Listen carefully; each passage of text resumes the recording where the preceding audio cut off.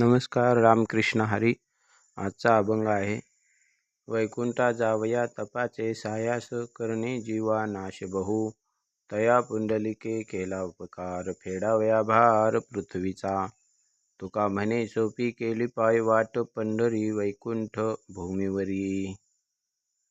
वैकुंठ म्हणजे भगवान श्री विष्णू जिथं राहतात त्याला वैकुंठ म्हणतात. वैकुंठाला जायसाठी खूप तपश्चर्या करायला लागायची पहिले. म्हणजे उपास करताना सुद्धा काही जण म्हणतात जीवाला का मारतोय. तशा प्रकारे जीवाला आपण त्रास देतोय. पण आता ते काय राहिलं नाही.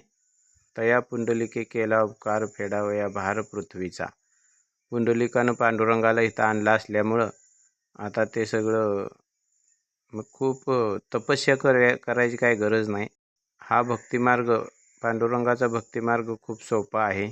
तुका म्हणे सोपी केली पाय वाट पंढरी वैकुंठ भूमीवरी. पांडुरंगाला इथं आणलं. पुंडलिकानं आपल्यावर खूप उपकार केलं. पुंडलिकाची कथा आहे.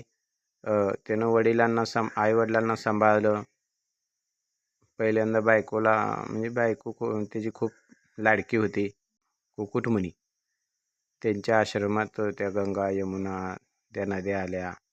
त्या पहिल्यांदा घाणेरड्या होत्या, नंतर तिथं सेवा केल्यावर त्या स्वच्छ झाल्या वगैरे. ती कथा आहे सगळी पुंडलिकाची. आणि तिथं त्यानं बायको सोडून दिली आणि आईवडिलांच्या सेवेला लागला. नंतर पांडुरंग त्याला भेटायला आले. ही सगळी कथा आहे.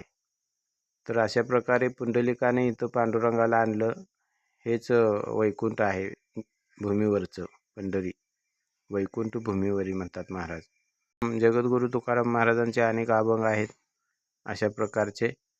तर बघा, तुमचं काय म्हणणं असलं कमेंट करा. नमस्कार. धन्यवाद. रामकृष्ण हरी. आपण सगळे या मार्गामध्ये प्रगती करूया. गावोगावी आपल्या भक्तांची, वारकरी भक्तांची परंपरा पुढे गेली पाहिजे आणि संख्या वाढली पाहिजे. खूप कमी कमी होत चाललेले आहेत हे.